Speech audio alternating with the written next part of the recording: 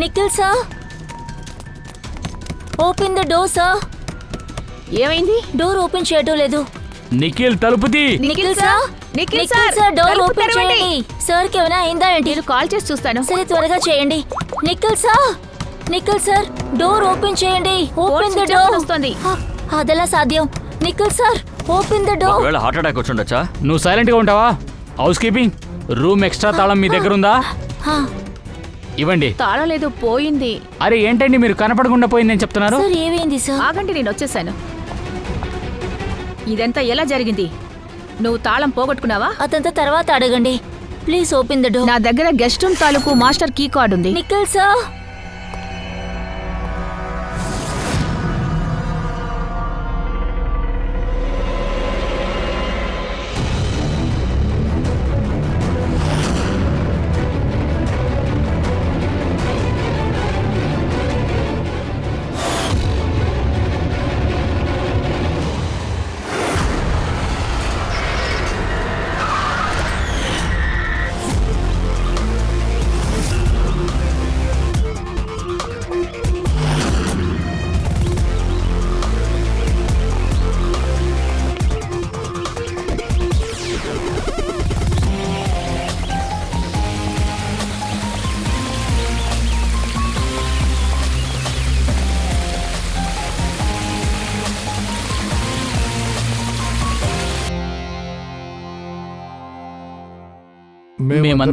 మేమందరూ startup company నికిటోన్ కోసం పనిచేస్తున్నాం సార్. నికిటోనా? ఏది ఆ కార్టూన్ చేస్తారు అతనా? అవును సార్. మీరందరూ ఎవరు? మీరందరూ ఇక్కడ ఏం చేస్తున్నారు? నిఖిల్ సరే మా బాస్. ఆయనకి యుఎస్ నుంచి పెద్ద కంపెనీ ఆఫర్ వచ్చింది. సారీ స్వయంగా వచ్చి ఇన్ఫ్యాక్ట్ మాతో సెలబ్రేట్ చేయడానికే ఈ పార్టీని అరేంజ్ చేశారు. 2 రోజుల తర్వాత యుఎస్కి వెళ్దాం అనుకున్నారు. అంతలో కానీ సార్కి ఇలా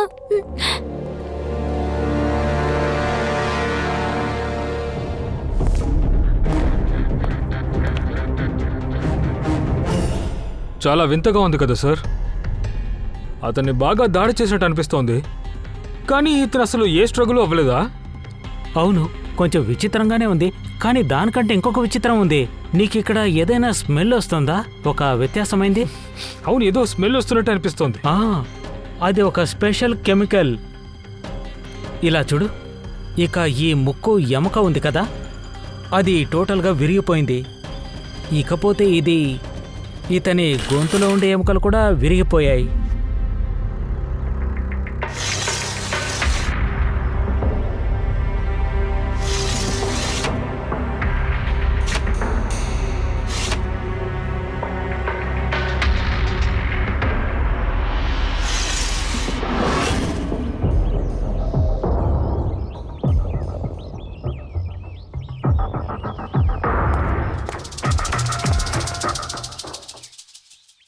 ఈ హత్యను ప్లానింగ్తోనే చేశారు. ఇక్కడ చూడు, ఈ వ్యాక్స్ని ఆ షర్టు లాక్లో వేశారు. అప్పుడే ఆ లాక్ కరెక్ట్గా క్లోజ్ అవ్వదు. హంతకుడు ఈజీగా రావచ్చు. సరైతే హంతకుడు ఇటు సైడ్ నుంచి వచ్చాడా?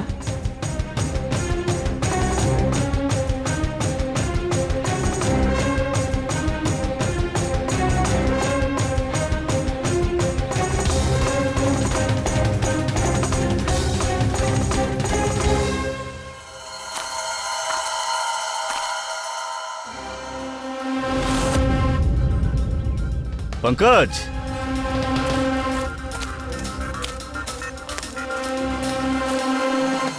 అక్కడక్కడ ఫుట్ ప్రింట్స్ ఉన్నాయి చూడు. సార్, ఈ సైజుని చూస్తుంటే 11 నంబర్లు అనిపిస్తోంది. ఓ పని చేయి, ప్లాస్టర్ పెరస్ తీసుకురా. అలాగే ఈ ఫుట్ ప్రింట్స్తో కాస్టింగ్.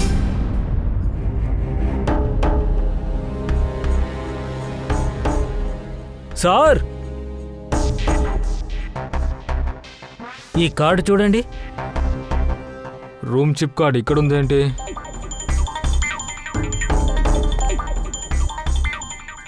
ఆల్రెడీ ఒకటి లోపలే ఉంది కదా.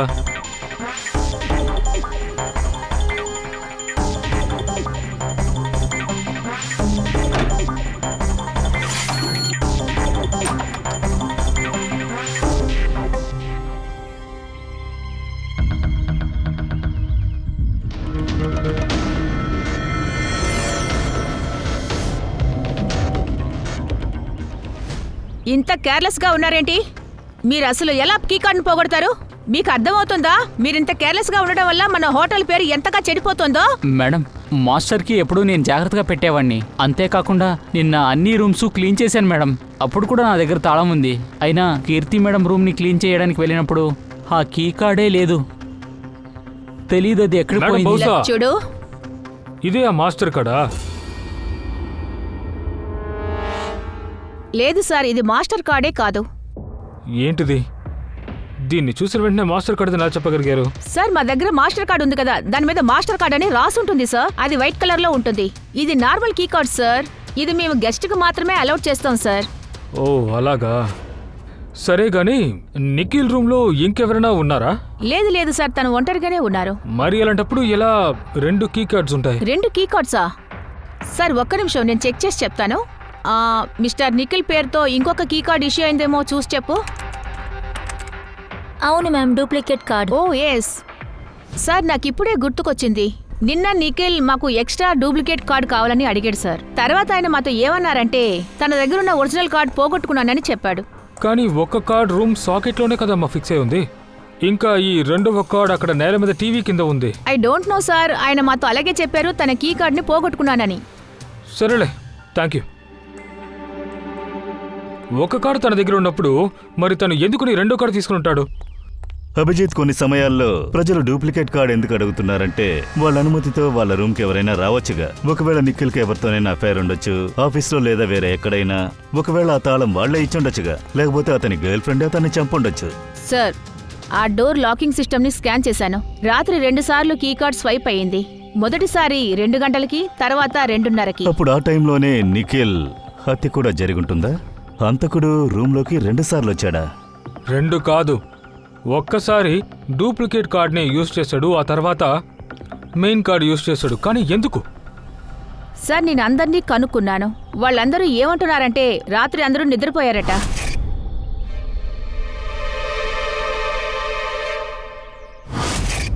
వాళ్ళందరూ నిద్రపోతూ ఉన్నారా? అయితే ఆ ముగ్గురెవరు? వాళ్ళు నిఖిల్ రూమ్కే వచ్చెళ్లారు. వాళ్ళల్లో ఎవరు హంతకుడు? సో ఈ పార్టీని నిఖిలే అరేంజ్ చేశారా? అవును సార్. యాక్చువల్గా అతనికి యుఎస్ నుంచి ఒక మంచి జాబ్ ఆఫర్ వచ్చింది. సో దాన్ని సెలబ్రేట్ చేయడానికి మా అందరికీ గెట్ టుగెదర్ని అరేంజ్ చేశారు. టోటల్ స్టాఫ్స్ అందరూ ఇప్పుడు ఇక్కడే ఉన్నారా? అవును, నిఖిల్ సార్ టీంకి చెందిన వాళ్ళందరూ ఇక్కడే ఉన్నారు. నిఖిల్ తన రూమ్కి తన డూప్లికేట్ కీ కూడా తీసుకున్నాడు. తర్వాత తన దగ్గర ఒరిజినల్ కీ కూడా ఉంది. దాని గురించి మీకు ఏమైనా తెలుసా? మేడం, దాని గురించి మాకేం తెలియదు. అది సరే గానీ అతనికి ఎవరితోనైనా అఫైర్ లాంటిది ఉందా? అఫైరా?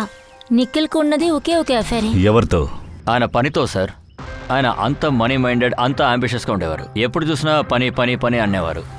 సరే, నిఖిల్ చనిపోయిన విషయం మీ అందరికి అసలు ఎప్పుడు తెలిసింది? యాక్చువల్గా సార్, నిన్న పార్టీ తర్వాత ఒక పెద్ద సమస్య అయింది. యాక్చువల్గా మేమేమనుకున్నామంటే ఒకసారి వెళ్ళి నిఖిల్ దగ్గర సాల్వ్ చేద్దామని అనుకున్నాం. రూముకు వెళ్ళి చాలాసేపు తలుపు కొట్టాం. సార్, మేము చాలాసేపు తలుపు కొట్టినా తలుపు తెరవలేదు.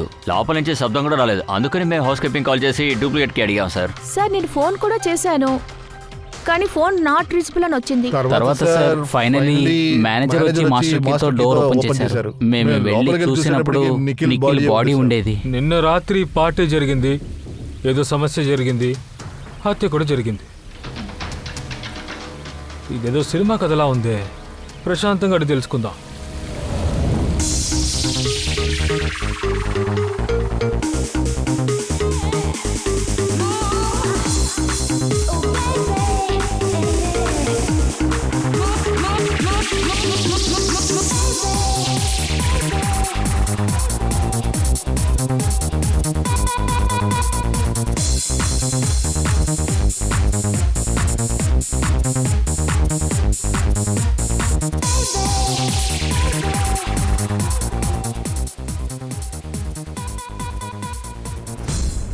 నేను కూడా మీతో సెలబ్రేట్ చేసుకుంటాను. ఇప్పుడు నేను మెచ్చుకోవాలి. Nikhil, congratulations man. మిత్రమా, నీకు పెద్ద జాబే దొరికింది. అదరగొట్టేసావు. థ్యాంక్స్. థ్యాంక్స్ మాత్రం. చెప్పు, నీకేం కావాలి? నాకు నాకు నాకు నాకు నా హక్కు కావాలి. దాన్ని నువ్వే లాక్కున్నావు. అదే మీ అందరికీ తెలుసు కదా. ఏంటి తెలియలేదా? నువ్వు ఈ పార్టీని యూఎస్కి వెళ్ళడానికే కదా ఇస్తున్నావు. ఈ ఆఫర్ నీకు రావడానికి కారణం మా అందరి కష్టమే. అర్థమైందా? ఇలా చూడు, నువ్వు లిమిట్ క్రాస్ చేస్తున్నావు. లిమిట్ వాడు కాదు, నువ్వే క్రాస్ చేస్తున్నావు నిఖిల్. మీరు అసలు ఏం వాగుతున్నారు? ఇక్కడ ఎవరూ వాగడం లేదు, అంతా నిజమే. నీ డీల్ పేపర్స్ యుఎస్ కంపెనీదని నేను చూశాను. యుఎస్ కంపెనీ నికెటూన్ అంటే మా కంపెనీకి ఫండ్ ఆఫర్ చేశారు. కానీ నువ్వు మా అందరి కష్టాన్ని దోచేసుకుని నువ్వు మాత్రం పెద్దడు అయిపోదాం అనుకున్నావా? మనోజ్ గుర్తున్నాడా? మనోజ్ కాలేజ్ టైంలో ఫ్రెండ్ ఉండేవాడు మనోజ్. అతను చాలా ఇంటెలిజెంట్, తెలివితేటలు ఎక్కువ. అతను తన హార్డ్ వర్క్ వల్లే కొన్ని సాఫ్ట్వేర్స్ని రెడీ చేశాడు. అయినా ఆ వ్యక్తి రెడీ చేసిన సాఫ్ట్వేర్ని సాఫ్ట్వేర్ కంపెనీకి అమ్మేశాడు. అయినా అమాయకుడు ఆ మోసాన్ని భరించలేకపోయాడు. తర్వాత వాడు సూసైడ్ చేసుకున్నాడు. ఏమైనా గుర్తుందని? అది తలుచుకుని అసూయపడుతున్నావా? అలా ఉన్నప్పుడు నాతో ఎందుకు బిజినెస్ డీల్ పెట్టుకున్నావు? సమాధానం ఉందా? లేదు. అది నేను చెప్పనా? నువ్వు ఒక పెద్ద లూజర్. అది మాత్రమే కాదు, ఇక్కడున్న వాళ్ళందరూ కూడా లూజర్సే. పార్టీ అయిపోయింది, బయలుదేరండి. Get lost. రే ఆగరా, వెళ్ళిపోతే ఏంట్రా అర్థం? ఏం చేస్తున్నావురా? వాడు వెళ్ళిపోతున్నాడురా. వెళ్దామని చెప్తున్నాను కదా. మీరందరూ ఎక్కడున్నారు? వేరే వేరే రూమ్స్లోనా? సార్, సీనియర్ మేనేజ్మెంట్లో 4 సింగిల్ రూమ్లో ఉండేవాళ్ళు.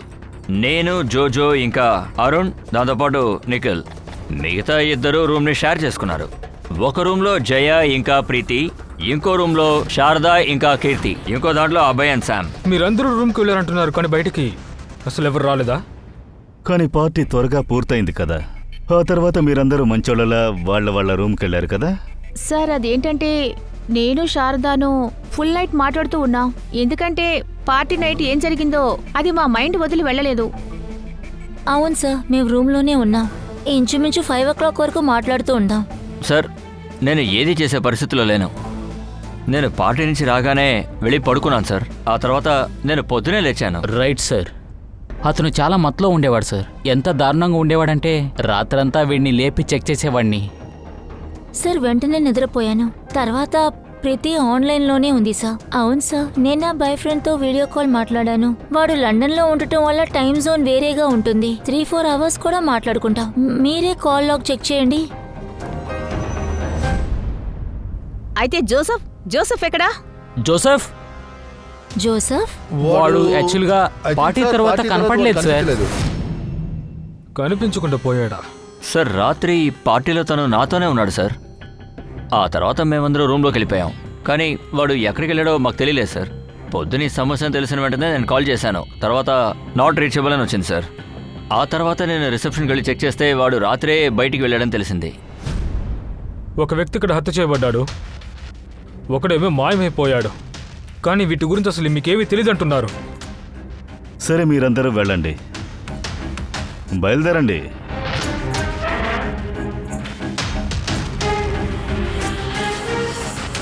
సార్, నాకేమనిపిస్తుందంటే వీళ్ళందరూ అబద్ధం చెప్తున్నారు సార్. నిజమైన నేరస్తుని మనం పట్టుకునేంత వరకు వీళ్ళందరినీ అనుమానం లిస్టులో పెట్టండి.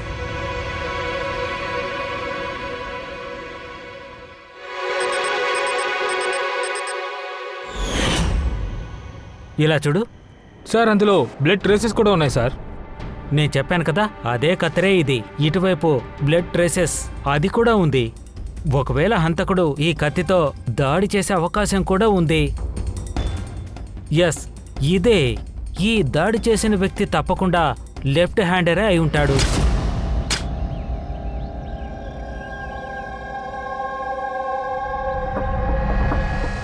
చూసారా? ఈ వ్యక్తి ఎడమ చేత్తోనే అటాక్ చేస్తున్నాడు. అప్పుడు గాయం కుడివైపు జరిగినట్టుగా ఉంది. ఒకవేళ కుడివైపు దాడి చేసినట్టయితే అప్పుడు గాయం ఎడం వైపుకు వెళుతుంది. ఇతని గాయం కుడివైపుకు వెళ్ళింది. అందుకే చెప్తున్నాను, కన్ఫర్మ్ గా చెప్తున్నాను, ఇతని ఎవరు అటాక్ చేసినా అతను లెఫ్ట్ హ్యాండరే, కన్ఫర్మ్. మరొక విషయం, ఎవరైతే ఈ దాడి చేశారో అతను ఒక మగాడే. ఎందుకంటే ఇంత బలమైన గాయం చేయాలి అంటే దాదాపు 7 ఇంచుల గాయం.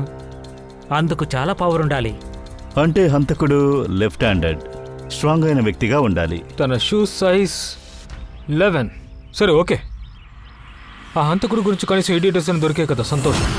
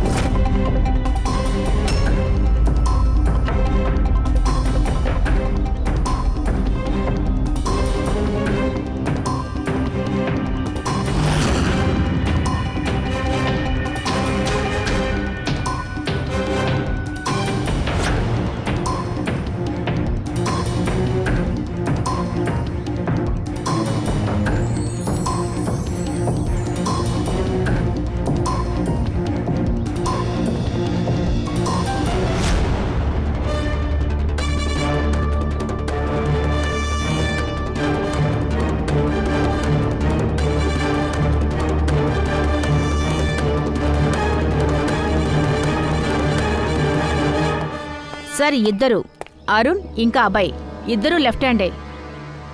అరుణ్ సింగిల్ రూమ్ లో ఉండేవాడు అనుకుంటా. తర్వాత అభయ్ షమీర్తో కలిసి రూమ్ షేర్ చేసుకుని ఉంటాడు. ఏంటి, సమీర్తోనా? అతను మత్తులో ఉన్నాడు అలా కదా. ఉంటే అబ్బాయి నిఖిల్ రూమ్కి వెళ్ళి తను చంపుండాలి, లేదంటే ఈ విషయం సమీర్ తెలియకుండా ఉండాలి. తర్వాత అరుణ్ తను కూడా ఒంటరిగానే ఉన్నాడు సార్. వాళ్ళిద్దరూ పొటెన్షియల్ సస్పెక్ట్స్. సరే, వాళ్ళ సైజుని చెక్ చేసావా? చెక్ చేశాను సార్. వాళ్ళిద్దరు ఫుట్ సైజు 11 అసలు కాదు. అరుణ్ 13 సైజ్ షూ వేసుకున్నాడు, అభయ్ 8. మరైతే ఆ షూ సైజ్ ఉంది, అది 11 నంబర్. అది ఎవరితోనైనా మ్యాచ్ అయిందా? అవును సార్, మ్యాచ్ అయింది. ధీరజ్ విడిగా? ధీరజ్ కూడా సింగిల్ రూమ్ లోనే ఉన్నాడు. కానీ సార్, తను లెఫ్ట్ హ్యాండెడ్ కాదు, రైట్ హ్యాండెడ్. ఒకవేళ డాక్టర్ సోలంకి అంటే తప్పుగా అర్థం చేసుకున్నారా? నేను చెప్పేది ఏంటంటే హంతకుడు లెఫ్ట్ హ్యాండెడ్ కాదు. డాక్టర్ గారితో మాట్లాడడానికి ముందు వాడిని పిలిచి మాట్లాడదాం. సార్, మీరు నన్ను అపార్థం చేసుకున్నారు. నిజంగానే నేను నిఖిల్ని చంపలేదు సార్. క్రైమ్ జరిగిన చోటు నుంచే మీ షూస్ గుర్తులు దొరికాయి. కానీ సార్, ఇలా కూడా ఉండొచ్చు కదా, వేరే ఎవరైనా నా షూస్ వేసుకుని ఉండొచ్చు కదా. సార్, ఎప్పుడు కూడా నేను నా షూస్ని బయటే పెడతాను పాలిష్ కోసం. కానీ నువ్వు రూమ్లో ఒంటరిగానే కదా ఉన్నావు. పైగా నీ దగ్గర ఎలాంటి ఎవిడెన్స్ లేదు కదా. సార్, అది శారదా. శారదానా? ఎవరది? సార్, యాక్చువల్లీ శారదాకి నాకు మధ్య అఫైర్ ఉంది. ఈ విషయం ఎవరికి చెప్పాలనుకోలేదు. నైట్ శారదా నాతో పాటు నా రూమ్లోనే ఉంది. కానీ శారద తన రూమ్లో ఉన్నట్టు చెప్పింది, కీర్తితో ఉన్నానంది. సార్, అదేంటంటే తప్పించుకోవడానికి ఒక అబద్ధం ఆడాను. కీర్తికి మాత్రమే మా అఫైర్ గురించి బాగా తెలుసు సార్. ఇన్ఫ్యాక్ట్ కీర్తినే మమ్మల్ని ఎంకరేజ్ చేసింది. ధీరజ్ నిజమే చెప్తున్నాడు. నేను వాడితో వాడి రూమ్లోనే ఉన్నాను. సార్, తన థియరీ కరెక్ట్ అయితే నిజంగానే వేరెవరైనా ధీరజ్ షూ వేసుకుని హత్య చేసుండొచ్చుగా. అందుకు ఛాన్స్ ఉంది. ఈ గడ్డి మట్టి షూస్లోకి ఎలా వెళ్ళింది? ఏదో ఒక విషయం అడ్డుకుంటుంది మావా.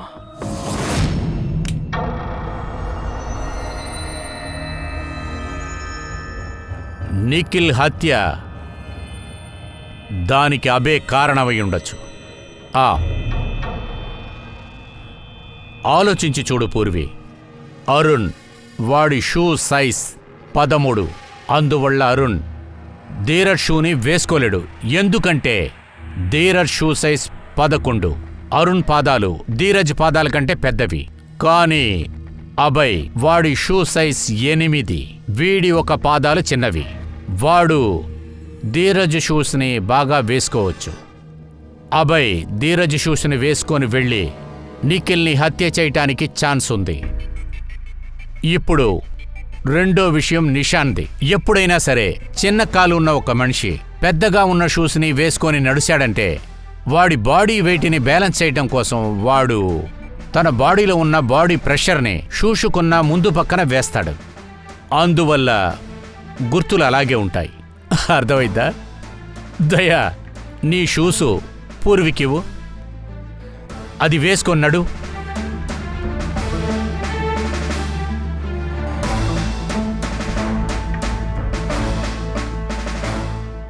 నడు.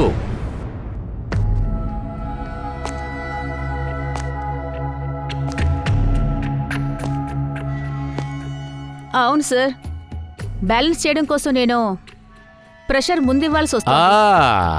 అందుకే అక్కడ మనకి దొరికిన ఆ షూ మీద ముందు పోర్షన్లో ప్రెషర్ ఎక్కువగా ఉంది. అదేంటంటే ముగ్గురు హంతకుల్లో ఒక్క హంతకుడు అభయ్. అయితే ఇంతకు ముందే తను విండో దగ్గర అలాంటి మెటీరియల్తో ఆ విండోని బ్లాక్ చేశాడు. ఆ రాత్రి సమీర్ ఫుల్ మత్తులో ఉన్నప్పుడు అవాయ్ బయటికి వెళ్ళాడు. ధీరజ్కి అబద్ధం చెప్పాడు.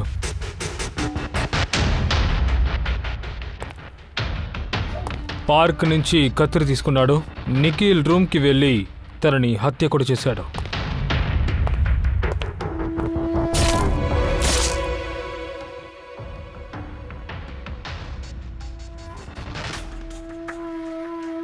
మరీ అంతగా సంతోషపడాల్సిన అవసరం లేదు. ఆ కేసు ఇంకా సాల్వ్ కాలేదు. ఇంకా ఇద్దరు హంతకులు మిగిలే ఉన్నారు. అవును సోలంకి తెలుసు, ఇంకా ఇద్దరున్నారు. వాళ్ళు కూడా త్వరలోనే సార్, దొరికిపోతారు. పట్టుకున్నాను సార్, పట్టుకున్నాను. వాళ్ళిద్దరూ దొరికిపోయారు. వాళ్ళు చెప్పింది నిజమే సార్. రాత్రి నేను కొంచెం బయటికి వెళ్ళాను. ఎందుకంటే సార్, నాకు డయాబెటీస్ ఉంది. నేను రోజుకి 3 సార్లు డయాబెటీస్ ఇంజెక్షన్ వేసుకోవాలి. అందుకని సార్, నేను డయాబెటీస్ కోసం రాత్రి ఇంజెక్షన్ చేయించుకోవడానికి వెళ్ళినప్పుడు అప్పుడు నా కిట్ అక్కడ కనిపించలేదు సార్. అందుకని నా మెడిసిన్ తీసుకుందామని ఇంటికి వెళ్ళాను. వెళ్ళి మళ్ళీ పొద్దున తిరిగి రావచ్చని అనుకున్నాను సార్. అసలు నువ్వేం చెప్పాలనుకుంటున్నావు? నీ డయాబెటీస్ కిట్ అదెలా మిస్ అయింది? అంటే సార్, మేము 2 రోజుల కోసం రిసార్ట్కి వెళ్ళాం. అందుకని 2 రోజులకి సరిపడా మాత్రలని నేను తీసుకెళ్ళాను సార్. డ్రగ్, సిరంజ్ అన్నీ తీసుకెళ్ళాను సార్. పొద్దున, మధ్యాహ్నం, రాత్రి అని 3 ఇంజెక్షన్లు వేసుకుంటాను. అలా రాత్రిపూట నా ఇంజెక్షన్ వేసుకుందాని వెళ్ళినప్పుడే నా కిట్ కనిపించలేదు. ఆ కిట్ని ఎవరు, ఎందుకని, ఎక్కడి నుంచి తీసుకెళ్లారో నాకు తెలియదు. సరే, నువ్వు చెప్పింది నిజమని అనుకుందాం. కానీ నీ మొబైల్ ఫోన్కి ఏమైంది? సార్, నా మొబైల్లో ఛార్జ్ లేదు సార్. నా ఛార్జర్ కూడా రిసార్ట్లోనే వదిలేశాను. సరే, ఇప్పుడు నువ్వు ఇక్కడి నుంచి వెళ్ళొచ్చు. అవసరమైతే నిన్ను మళ్ళీ మేము పిలుస్తాం. ఓకే? Okay sir. బాస్, నేను చెప్పాను కదా, ముగ్గురులో ఒక హంతకుడు నిఖిల్కు డయాబెటిక్స్ సంబంధించి ఓవర్ డోస్ ఇవ్వడం జరిగింది. కానీ సార్, తను పార్టీ పూర్తవగానే బయటికి వెళ్ళిపోయాడుగా. రాత్రంతా బయటే ఉన్నాడు. కానీ తను హత్య చేసినట్టు నాకు అనిపించలేదు. హత్య ఇప్పుడు ఎవరైనా చేసుండొచ్చు. ఎవడో ఒక్కడు డయాబెటీస్కి సంబంధించి దొంగతనం చేశాడు రూమ్లోంచి. నెక్స్ట్ అదే కనిపెట్టాలి. ఎవరు జోసఫ్ రూమ్కి వెళ్ళారని చూడాలి. ఆ మెడిసిన్ ఎవరు దొంగతనం చేశారని చూడాలి. సార్, కీర్తి, సమీ ఇంకా ప్రీతి పార్టీ మొదలు పెట్టడానికి ముందే జోసెఫ్ రూమ్కి వెళ్లారు. ఆ టైంలో సమీర్ కూడా కోపం మీద ఉన్నాడు. నిఖిల్తో నోటుకొచ్చినట్టు మాట్లాడాడంట. వీళ్ళు ముగ్గురులో ఖచ్చితంగా ఎవరో ఒకళ్ళే డయాబెటీస్ ఇంజెక్షన్ వేసుకుని ఉండాలి. సార్, ఇందులో ప్రీతి అయ్యి ఉండే అవకాశం లేదు. ఎందుకంటే తను రాత్రి మొత్తం తన బాయ్ ఫ్రెండ్తో మాట్లాడుతున్నట్టు చెప్పింది. తర్వాత సార్, సమీర్ ఆ పరిస్థితిలోనే లేడు. తర్వాత తను ఆ విధంగా చేయలేడు. అలాగే కీర్తి తన రూమ్లో ఒంటరిగానే ఉంది. అండ్ ఆ శారద ఉంది, తను తర్వాత వెళ్ళింది. సార్, అలాగే అది master key card. House keeping దగ్గర ఉన్న కార్డు కీర్తి రూమ్లో ఉన్నప్పుడే మిస్ అయింది. అలాగని మనం ఖచ్చితంగా చెప్పలేం కదా. అది కీర్తి అని. తనే ఆ డయాబెటీస్ మెడిసిన్ని నిఖిల్కి ఇచ్చింది కూడా. తను ప్రాణాలు తీసి నైస్గా ఎస్కేప్ అయ్యింది.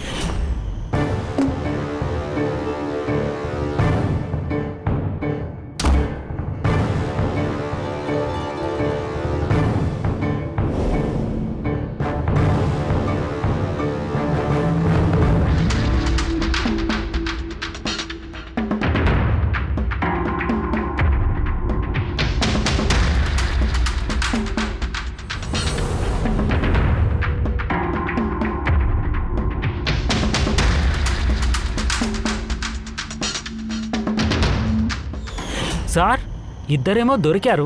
ఇక మూడో వ్యక్తి ఎవరై ఉంటారు? ఇక నిఖిల్ అఫైర్. నా ఉద్దేశం అది కాదు.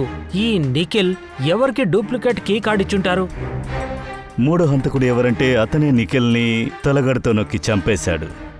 తనకి ముక్కులో ఎముక, మెడ మీద ఉన్న ఎముక విరిగిపోయింది. కానీ సార్, అది ఎవరై ఉంటారు? అది నేను చెప్తాను. ఆ మూడో వ్యక్తి ఎవరనేది. మూడో హంతకుడు ఎవరంటే అతనే నిఖిల్ని తలగడతో నొక్కి చంపేశాడు. తనకి ముక్కులో ఎముక, మెడ మీద ఉన్న ఎముక విరిగిపోయింది. కానీ సార్ అది ఎవరై ఉంటారు? అదే నేను చెప్తాను ఆ మూడో వ్యక్తి ఎవరన్నది. హంతకుడు ఆ పిల్లోని యూజ్ చేశారు కదా, ఆ పిల్లోని నేను ఎన్నోసార్లు చెక్ చేసి చూశాను. విషయం ఏమిటంటే ఒక గుడ్డ నుంచి హంతకుల్ని కనిపెట్టడం అంటే చాలా కష్టమైన విషయం, బేసికలీ ఇంపాసిబుల్. కానీ ఇప్పుడు ఫారెన్ నుంచి ఒక కొత్త టెక్నిక్ వచ్చింది, దాన్ని ఉపయోగించాలి. అదే చాలా ముఖ్యం. ఎవరైనా ఒక వ్యక్తి బంగారు అరే సోలంకి, ఈ బంగారు బస్పాన్ని వదిలి పారేవయ్యా. నేను అడిగిన దానికి సమాధానం చెప్పు. దిండిలోంచి ఫింగర్ ప్రింట్స్ దొరికాయా? ట్రై చేశాను, నాకు దొరకలేదు. అప్పుడు ఎందుకు అనవసరంగా ఈ కథలని మాకు చెప్తున్నావు? అదే ఏమీ దొరకలేదు కదా. ఏం దొరకలేదని ఎవరన్నా? నువ్వే కదా ఇప్పుడు చెప్పావు. లేదు, నా ఉద్దేశం ఫింగర్ ప్రింట్స్ దొరకలేదు. అరే ఇలా చూడండి. ఆగండి బాస్, ఫింగర్ ప్రింట్స్ దొరక్కపోయినా సరే అందులో నుంచి నాకు చాలా విషయాలు తెలిసాయి, అది నిజం. బాస్, నాకు ఆ పిల్లో నుంచి మనిషికి సంబంధించిన చిన్న చిన్న శరీర భాగాలు దొరికాయి. వాటిని DNA టెస్ట్కి పంపించాను. అదే పిల్ కవరు మరొకసారి నేను టెస్ట్ చేసినప్పుడు అందులో నుంచి నాకు ఏం దొరికాయంటే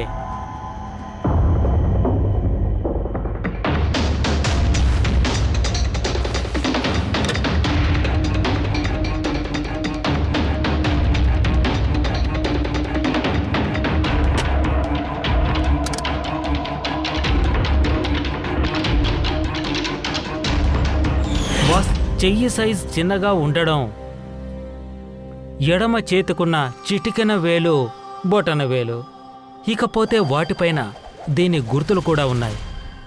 ఆ గుర్తులు ఏం చెప్తున్నాయంటే అది ఒక అమ్మాయివని. చూసారా సార్, నేనప్పుడే చెప్పాను కదా ఈ నిఖిల్కి ఎవరో అమ్మాయితో సంబంధం ఉందని. అప్పుడు అదెవరు? ఆ అమ్మాయి ఎవరై ఉంటుంది? వీళ్లతో చెప్పి ఆ గుర్తులని తీసుకొని ఆ అమ్మాయి గుర్తులతో సరిచూద్దామా? లేదు సోలంకి, అదంతా పనికిరాదు. అదంతా వేస్టే. ఎందుకు? ఇలా చూడు, ఆ ధీరజ్ శారదాతో పాటు తన రూమ్లో ఉన్నాడు. జోసఫ్ వాడు రసాట్లోనే లేడు. కీర్తి డయాబెటిక్స్ ఇంజెక్షన్ వల్ల నిఖిల్ని ఆల్రెడీ చంపేసింది. అబ్బాయ్ వీడే ఆ నిఖిల్ని కత్తిరితో పొడిచి చంపాడు. జయ నిద్రపోతుంది రెసార్ట్లో. తన రూమ్లో ప్రీతి వీడియో కాల్లో చాలా బిజీగా ఉంది. సమీర్ బాగా తాగి ఫ్లాట్ అయిపోయాడు. తర్వాత ఈ గ్రూపులో మిగతా ఉన్నది చూస్తే అరుణ్, వాడి దగ్గర ఏ ఎవిడెన్సు లేదు. చెప్పాలంటే వాడు రూమ్లో ఒంటరిగా ఉన్నానని చెప్తున్నాడు. అరుణా? కానీ బాస్, హత్య చేసింది ఒక అమ్మాయి. అదే నేను చెప్తున్నాను సోలంకి. అందువలనే వీళ్ళ ఎవరు హ్యాండ్ ప్రింట్స్ మ్యాచ్ అవ్వని చెప్తున్నాను. ఎందుకంటే అది నాకు బాగా తెలుసు. ఎందుకంటే వీళ్లల్లో ఆ హంతకుడు లేడు కనుక. మనం అనుకుంటున్నట్లు వీళ్ళెవరూ కాదు, అది ఇంకెవరో. అది ఎవరు ఏంటని నాకు బాగా తెలుసు.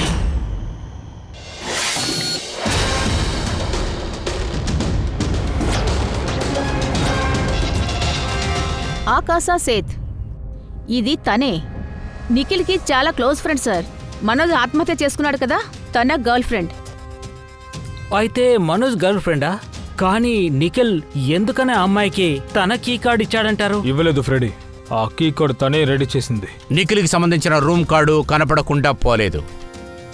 తన రూమ్కి పోయిందని సాయా దగ్గర డూప్లికేట్ చేయమని చెప్పి తను చెప్పలేదు. డూప్లికేట్ కీ కార్డ్ని ఛాయానే రెడీ చేసింది. ఎవరికీ తెలియకుండా తానే రెడీ చేసింది. వెంటనే నిఖిల్ రూమ్లోకి వెళ్ళి నిఖిల్ని హత్య చేసింది. తన ఫియాన్సీ మరణం కోసం తనని పగ తీర్చుకుంది. హత్య చేసింది. అవును మరి, మిమ్మల్నందరినీ నేను ఎందుకు పిలిచానంటే అదేంటంటే హంతకుడు ఎవరని తెలిసింది. మీకు ఆ విషయం తెలిసిపోయిందా సార్? ఎవరు సార్ తను? తెలుసుకోవడం చాలా ఆతృత పడుతున్నట్టున్నారు. సార్ అది నేను ఎవరో తెలుసుకుందామని అడిగాను. పర్వాలేదు. అబ్బాయి, నీకేమనిపిస్తోంది? హంతకుడు ఎవరు? సార్ దాన్ని అదేనా నేను ఎలా చెప్పగలను? చెప్పగలుగుతాను సార్? అది మీకే తెలుసు కదా సార్. మాకు తెలుసు, మీరు కూడా గెస్ చేయండి మరి. మిస్ ఛాయా, మీరు గెస్ చేయగలుగుతున్నారా? ఇందులో నన్నెలా గెస్ చేయమంటారు? ఇలా చూడండి ప్లీజ్, నాకు చాలా పనులున్నాయి, నేను ఇప్పుడు వెంటనే బయలుదేరాలి. మీకెప్పుడు కంగారే కదా మేడం. హత్య చేసిన ఆ రాత్రి కూడా మీరు అంతే. తన ముఖం మీద దిండి పెట్టి బాగా నొక్కిన తర్వాత తనని చంపేసి అక్కడి నుంచి పారిపోయినప్పుడు మీరు అక్కడ డూప్లికేట్ కీ కార్డ్ని మర్చిపోయారు. మీకు ఆ విషయం గుర్తుందా? మీరు ఏమంటున్నారు సార్? నేనెందుకు తనని హత్య చేస్తాను? అతనెవరో కూడా నాకు తెలియదు. మీకు తను బానే తెలుసు. మీ బాయ్ ఫ్రెండ్ కొద్ది సంవత్సరాలకి ముందు ఈ నిఖిల్ చేసిన పనికి మాని పని వల్లే తను ఆత్మహత్య చేసుకున్నాడు. అందుకే కక్ష సాధించుకున్నారు కదా. దీని అర్థం మనోజ్ తన బాయ్ ఫ్రెండా? కాలేజ్ టైంలో ఫ్రెండ్ ఉండేవాడు మనోజ్. అయితే నిఖిల్ని చంపింది తనేనా? ముగ్గురు కలిసి నిఖిల్ని హత్య చేశారు. ఆ ముగ్గురు కూడా ఇక్కడ ఇప్పుడు మా ముందే నుంచున్నారు. Sir మీరేమంటున్నారు sir? నువ్వు అడిగిందే అడిగి చూడు అబ్బాయి. ఆ తర్వాత మిస్ కీర్తి దగ్గర ఏంటబ్బాయి, మాకు అన్ని ఎవిడెన్స్లు దొరికాయి. మీరు చేసిన నేరాన్ని ముందుకు చెప్పుకుంటారా లేదా కథ మొత్తము మేము చెప్పాలా? నేనే చెప్తాను సార్. ఆ నిఖిల్ మమ్మల్ని నమ్మించి మోసం చేశాడు సార్. అంత పెద్ద మోసం చేశాడు, మేము మర్చిపోలేకపోతున్నాం. ఆ కోపంలోనే నేను వాడిని చంపేశాను. తనకి యుఎస్ వెళ్లే ఆపర్చునిటీ దొరికింది. దాని అంతటికీ కారణం మా కష్టమే సార్. తను నా కష్టాన్ని పక్కన పెట్టేసి ఒంటరిగా తనే ఎంజాయ్ చేయాలని చూశాడు. అది నేను తట్టుకోలేకపోయాను. అందువల్లే నేను తనకి డయాబెటీస్ ఇంజెక్షన్ వేశాను. అది వేసి తనని చంపేశాను. మీరందరూ చేసిన తప్పుని ధైర్యంగా ఒప్పుకుంటే మంచిది. వాళ్ళని అరెస్ట్ చేయండి. కానీ సార్, మీరు మమ్మల్ని ఇలా అరెస్ట్ చేయడం అసలు కుదరదు. మీరేం మాట్లాడుతున్నారో మీకు తెలుస్తుందా? మీ అందరికీ వ్యతిరేకంగా నా దగ్గర ఎవిడెన్స్ ఉంది. ఎవిడెన్సా? ఎవిడెన్స్ ఒక విషయానికే కదా ఉంటుంది, మేము తనని అటాక్ చేశామని. ఇప్పుడు ముగ్గురు మనుషులు వేర్వేరు విధంగా తనపై అటాక్ చేశారు. అప్పుడు ముగ్గురు హంతకులు అవడానికి అసలు వీల్లేదు కదా. హంతకులు ఎవరై ఉంటారంటే ముందుగా ఎవరు అటాక్ చేశారో వాళ్లే. మిగతా ఇద్దరు వాళ్ళ డెడ్ బాడీపై అటాక్ చేసి ఉండొచ్చు. సో మీరు ఆ విషయాన్ని ప్రూవ్ చేయనంత వరకు, ముందుగా ఎవరు అటాక్ చేశారో చెప్పనంత వరకు మీరు నన్ను అసలు అరెస్ట్ చేయనే లేరు. ఆ తర్వాత ఒకవేళ అరెస్ట్ చేసినా కూడా మా మీద ఎలాంటి కేసు వెయ్యలేరు. ఎందుకంటే ఇప్పటికే చనిపోయిన మనిషిని ఎవరు 3 సార్లు చంపలేరు కాబట్టి. కీర్తి, ఛాయా, అభయ్, మీ ముగ్గురులో నిఖిల్ని చంపిన హంతకుడు ఎవరు అది మేము త్వరలోనే బయట పెడతాం. కానీ ఒక విషయాన్ని మీరు గుర్తుపెట్టుకోండి, ఈ రోజు వరకు ఏ హంతకుడు కూడా మా చేతిలోంచి తప్పించుకున్నదే లేదు. ఇది మాత్రం మీరు గుర్తుపెట్టుకోండి.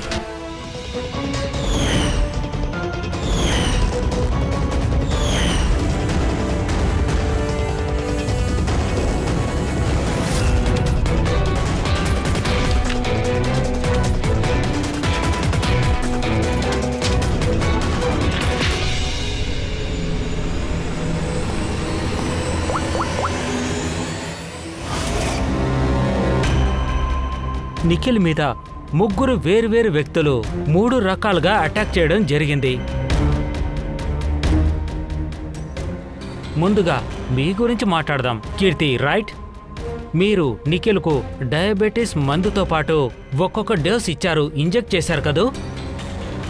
సాధారణంగా ఒకరికి ఇంజెక్ట్ చేసేటప్పుడు అది విషమైనా సరే కాసేపట్లోనే ఆ వ్యక్తి శరీరం అంతా వ్యాపించిపోతుంది. మందో లేదా విషమో అది హార్ట్కి వెళుతుంది, ఇక హార్ట్ ఏమో పంప్ చేసి శరీరం అంతా పంపిస్తుంది. కానీ మీరు ఏ మందైతే నిఖిల్కు ఇచ్చారో అది శరీరం అంతా ప్రవహించలేదు. ఎందుకంటే అందులో కొంచెం మందు బయటే ఉంది. ఎందుకో తెలుసా?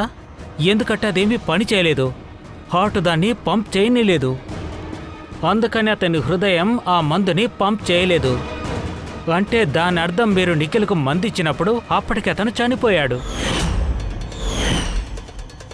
ఇక తర్వాత మీరు మీ పేరేంటి?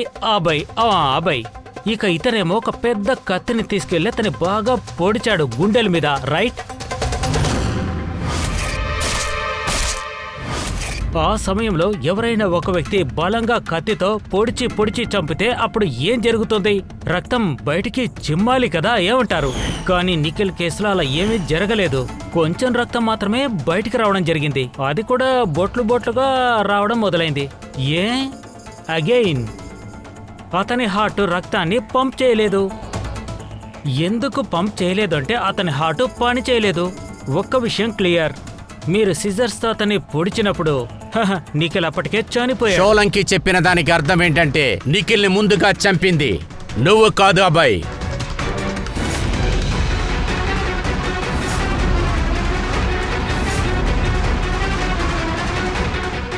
నువ్వు కూడా కాదు కీర్తి. నిఖిల్ని ముందుగా చంపిన వ్యక్తి ఎవరంటే ఛాయా. నిఖిల్ ప్రాణాలు తీసింది ఇదిగో ఈ ఛాయానే. ఏంటి ఛాయ, ఇంకా ఎవిడెన్స్ నీకు కావాలా? ఇప్పుడంతా క్లియర్ అయిందా? అభయ్ నువ్వు, తర్వాత కీర్తి నువ్వు చంపడానికి ప్రయత్నించిన తప్పు కోసం దాదాపుగా 7-8 సంవత్సరాలు జైలు శిక్ష పడే తీరుతుంది. తర్వాత ఛాయ నీకు నిఖిల్ని చంపిన దానికి నీ జీవితం మొత్తం జైల్లో కూర్చొని ఊసల లెక్క పెడుతూ ఉండాలి. అటువంటి శిక్ష పడ్డప్పుడే నువ్వు చేసిన తప్పు నీకు అర్థమవుతుంది.